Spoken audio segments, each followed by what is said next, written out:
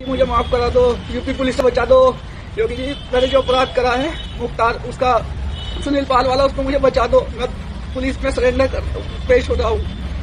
योगी जी, मुझे माफ करा दो, यूपी पुलिस से बचा दो। बस मुन्ना, यही खौफ होना चाहिए और प्रदेशों के माफियाओं में, सिर्फ बाबा के प्रदेश में ही नहीं। तो इसका नाम है अंकित पहाड़ी। इसने कॉमेडियन सुनील पाल और अभिनेता मुश्ताक खान को किडनैप कर लिया। लेकिन अचानक इसको अपने बाप की याद आ गई, अतीक अहमद की याद आ गई। ये सीधा वहां से निकला और थाने पहुंच गया सरेंडर करने। इसको लगा होगा कि उत्तर प्रदेश पुलिस बाबा जी के अंदाज में चौराहा पार नहीं करने देगी, उसके पहले ही हुर्र कर देगी। इसलिए ये सीधा सरेंडर करने पहुंच गया और ये डर उत्तर प्रदेश के माफियाओं में अच्छा लगा। लोग अगर अपराध करेंगे ठोक दे जाएंगे। 1 अरब 50 करोड़ के देश में अगर आपके 1 लाख दुश्मन नहीं है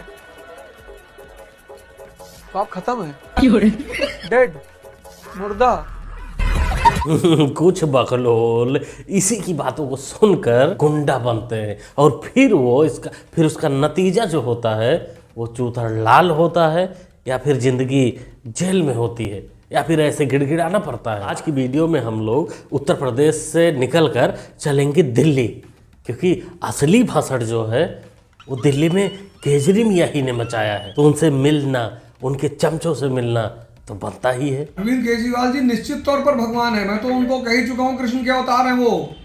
जब भी कोई व्यक्ति समाज बदलने की कोशिश करता है और जब भी कोई व्यक्ति गरीबों का मसीहा बनने की कोशिश करता है तो उसके पीछे समाज के जो कंस हैं वो पड़ जाते हैं। नहीं तो भगवान कृष्ण जेल में कैसे पैदा होते? दोस्तों, आप लोग सोच कर देखो, ये जाहिल मानसिकता वाला इंसान, ये भिखमंगा इंसान यूपीएससी के छात्रों को तैयारी करवाता था या तैयारी करवाता है। ये जब से केजरीवाल का पालतू बना है, इसका असली चरित्र, चाल, जहनियत सब सामने आ रहा है। लगता है कि आम आदमी पार्टी में शामिल होने के लिए हुतियापे में पीएचडी होना चाहिए, तभी शामिल हो पाते हैं। और इसके साथ भी कुछ ऐसा ही हो रहा है। तो इस वजह से यही कहेंगे, अगर तूने केजरी मियाँ को अपने अवतार भगवान का मान ही लिया है तो चढ़ावा भी चढ़ा दे 2 बोतल दारू, क्योंकि तेरे इस भगवान के अवतार को दारू ही पसंद है। आम आदमी पार्टी वाला गया उनकी बस्ती में वोट मांगने, उसको वोट मांगने की जरूरत ही नहीं पड़ी।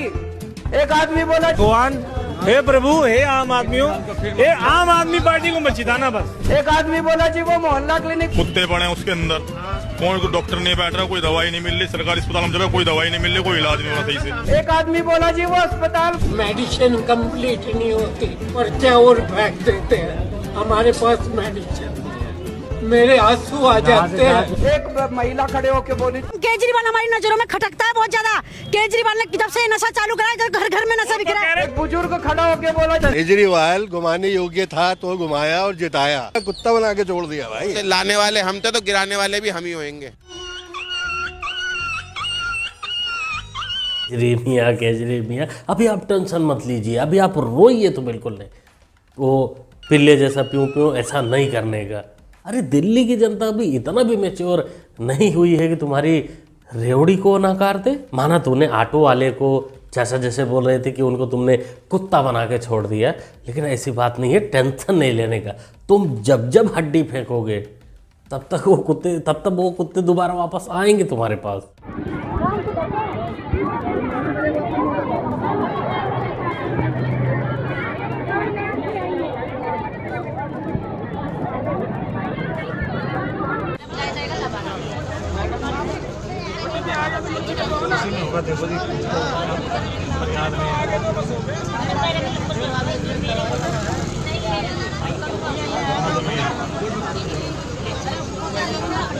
कहते हैं ना कि दुनिया होतिया है, बस बनाने वाला एक इंसान होना चाहिए जो अच्छे से होतिया लोगों को बना सके। लोग बनते हैं, लाइन में सब लगे पड़े हैं। ये वही लोग हैं जो 1100 की लाइन में भी लगे थे पंजाब में, वहाँ तो नहीं मिला, लेकिन अब 2100 की लाइन में लग चुके हैं। इनको भरोसा है कि एक ना एक दिन हड्डी जो फेंकी जा रही है उससे मसाला निकलेगा। ये देखिए सारे मीडिया वाले, इनका वोटर कार्ड कटवा दिया इन्होंने।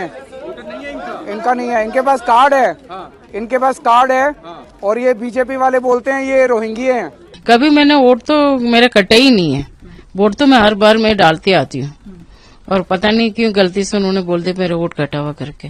वोट तो नहीं कटी है, दोबारा बनाने की जरूरत ही नहीं है क्योंकि ना मेरा कटा ही नहीं है। उन्होंने भीड़ में थोड़ा सा बोल दिया भाई इनको वोट कट चुकी है, मेरा कटा ही नहीं है। इतना ढीठ इंसान हो सकता है कोई केजरी मियाँ से सीखे। काटे जा रहे हैं वोट रोहिंग्यों के, जो अवैध बांग्लादेशियों के वोट बनाए गए हैं उनके काटे जा रहे हैं। लेकिन अब ये दर्द ये छिपाएं कैसे, बताएं कैसे? तो इन्होंने नया आइडिया लगाया, नया सहारा लिया। उत्तर प्रदेश और बिहार के लोगों के पीठ पर ये चढ़कर वहां तक पहुंचना चाहते हैं जहां इनका वोट बैंक है। कि भारत में जो मुस्लिम समुदाय है, भारत में जो अल्पसंख्यक हैं, उनके ऊपर जुल्म ज्यादती की जाए, उनके अधिकारों को दबाया जाए, उनकी आज़ादी को जितना कम किया जा सके उतना किया जाए, उनको दोयम दर्जे के नागरिक के तौर पर तब्दील कर दिया जाए। और फिर मुस्लिम देशों में जाकर वहां पर मुस्लिम शासकों से, वो जो अवसरवादी अपॉर्चुनिस्ट जो मुस्लिम शासक हैं, उनसे सम्मान लिया जाए। और ये सम्मान कुवैत में भी मिल गया, सबसे बड़ा सबसे ऊंचा नागरिक सम्मान कुवैत में भी मिल गया। इतना दर्द है बिरयानी मैडम की बातों में नहीं, रे बातों में नहीं, वो बरनोल जहां लगाते हैं वहां दर्द हो रहा है इनके। क्योंकि एक मुस्लिम कंट्री कुवैत जैसा देश मोदी को सर्वश्रेष्ठ सम्मान कैसे दे सकता है? एलन भौजी को तकलीफ तो बनता ही है और भौजी जैसे जो भी हैं सबको तकलीफ हुआ है, लेकिन बेचारी क्या करें क्योंकि इनका पप्पू तो कोई अवार्ड पाता ही नहीं है। हम तो कहेंगे देखो खुद को अवार्ड देने का भी सिस्टम इनके पार्टी में है। जैसे नेहरू जी ने अपने आप को ही दिया था, पप्पू से बोलो कि 2-4 अवार्ड अपने आप को ही दे लें कि मोहतरमा जलने से कुछ होने वाला नहीं है। ऐसे ही जलती रहोगी तो वो बरनोल लगाने वाली जगह जो है ना वो काला पड़ जाएगा, एकदम बहुत बुरी तरीके से जल जाएगा, ठीक भी नहीं होगा। खासतौर पर इलाहाबाद और उसके कुर्ब जवार जहां पे मेला लग रहा है उसके इर्द गिर्द के तमाम मुसलमानों से अपील करूंगा कि कोई भी मुसलमान महाकुंभ मेले में न जाए। मोची जोड़ने वाले, चप्पल जोड़ने वाले, ठेला लगाने वाले, चाय का खोखा लगाने वाले, पिंचर जोड़ने वाले जितने भी मुसलमान हैं वो लोग ये न समझे कि वहां मेले में जाएंगे तो हमारी रोजी कम हो जाएगी या हमारी जिंदगी कम हो जाएगी। ऐसा कुछ नहीं है, बल्कि सब्र करिए और 1 महीना आप कहीं दूसरी जगह अपनी रोजी रोजगार का इंतजाम कर लीजिए। अल्लाह बहुत बड़ा है, वो इंतजाम करने वाला है। ऐसा नहीं है कि कुंभ मेले में नहीं जाएंगे तो रोजगार से महरूम हो जाएंगे। सब्र करिए, अल्लाह पे भरोसा करिए। और मैं तमाम मुसलमानों से अपील कर रहा हूं बिल्कुल किसी भी सूरत से कुंभ के मेले में न जाएं। लो जी, कम से कम कोई मौलाना पहली बार अपने कौम के बारे में सोचा, उनके भलाई के बारे में सोचा। हम तो कहेंगे इसकी बात को मानकर जहां जहां हिंदू धर्म के मंदिर हैं, जहां मेले लगते हैं हिंदू के नाम पे, हिंदू धर्म के नाम पे, आस्था के नाम पे, वहां से सब अपनी पंचर की दुकान को हटा ले। साथ में वो भी अपना नाम हटा ले जो अपना नाम बदल कर रेस्टोरेंट चलाते हैं, अपने बाप का नाम चेंज करके रामलाल लिख देते हैं, वो भी हटा ले। हिंदुओं को करारा जवाब दे सकते हैं, उनके कमर को तोड़ सकते हैं बिजनेस में। मान लीजिए इसकी बात। ईमान सब मर जाएगा मस्जिद की खातिर, मरना है मरेंगे भैया, ईमान पे तो लड़ेंगे जरूर। अच्छा, कोई राजनीतिक नेता लोग आप लोग से मिल क्या कह रही हैं आंटी? कोई ईमान पे मर जाए या अपनी मौत मर जाए, मरेगा जरूर। लेकिन क्या तले ऊपर अल्लाह का साया था, तला हमारा बेटे का था, अब अल्लाह ने वो भी ले लिया तो अल्लाह का ही सहारा है हमें तो। जिस तरीके से पूरा जिम्मेदार पुलिस वाले को ठहरा। हाँ, हम तो उसे ठहराएंगे भैया। जहाँ से हमारे बेटे ने, मरने वाले ने गवाही दी कि मैं पुलिस की गोली लगी, तो किसे कहूँ मैं? तुम्हें कह दूं या किसी और को कहूं? नहीं, कहा जा रहा है ना चाची की जो है कि पुलिस वालों की जो बंदूक है वो छीनने की कोशिश की गई, वो ले जाने। कुछ भी कह लें, अब वो कुछ भी कह लें, हमें क्या पता वो क्या कह रहा है। तो पिछली वीडियो में मैं आपको दिखाया था कि एक भेड़िया जो संभल के डीएसपी माने जाने डीएसपी अनुज चौधरी को फोन पर धमकी दे रहा था। उसके बाद उसकी सुताई भी की गई, अच्छे से इलाज भी किया गया। और ये मोहतरमा मृतक की अम्मी जान है जो कह रहे हैं कि मेरा बेटा मस्जिद बचाने के लिए शहीद हो गया। लेकिन आपको याद होगा यही लोग कहा करते थे जब शुरू में क्लिप आई थी, खबर आई थी कि मेरा बेटा तो दुकान पर चीनी लेने जा रहा था, कोई कह रहा था कि दुकान खोलने जा रहा था, कोई कह रहा था कि रिक्शा चलाने जा रहा था। पुलिस ने गोली मार दी, लेकिन सब कुछ पलट दिया गया है। अब हो गया है कि नहीं, गोली तो पुलिस ने मारी है लेकिन मेरा बेटा शहीद हो गया है। वो मस्जिद बचाने गया था। बिजली का बिल कहा था फ्री है, बिजली का बिल हमारी नौकरी चाकरी नहीं, हमारे लिए आया 5-5, 10-10 हजार का बिल, 5-5 हजार का बिल। हम बिजली का बिल दिखाएं आपको, बिल आ रहा है, आया है, आ रहा है। बस जो फ्री कर रखा है ये लालच, और कुछ लालच नहीं है।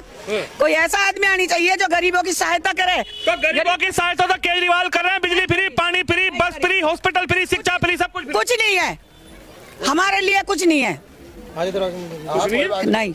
हमें चाहिए ऐसा आदमी जो कि हमारी झुग्गी में कोई सुविधा अच्छी करे। अच्छा आदमी ऐसा आना चाहिए कि हमारी बस्ती को यहीं बसा दे तो और भी अच्छा। माँ जी, कहाँ आप गलत फहमी में जी रही हो कि आपका बस्ती बसा दिया जाएगा। हाँ, बस्ती तो बसा सकते हैं, लेकिन आपकी नहीं, आपके नाम पर किसी और की, मतलब अपने अपनों की, रोहिंग्यों की, भाई बांग्लादेशियों की। भाई तुम लोग तो पलट सकते हो, यूपी बिहार वाले हो, पलट सकते हो, लेकिन उनका अगर वोट बन गया तो वो तो नहीं पलटेंगे। इसलिए वोटर आईडी कार्ड आपका दिखाया जाएगा, आपका बताया जाएगा कि आपका कटा है, लेकिन असल में तुम्हारे नाम से बनेगा किसी और का। इस काम में अपना केजरी मियाँ खिलाड़ी ही है, वो सब कर लेगा और शायद अब की बार सरकार फिर से बना ले। तो क्या कहना चाहते हैं, क्या सोचते हैं आप लोग, कमेंट करके बताइए।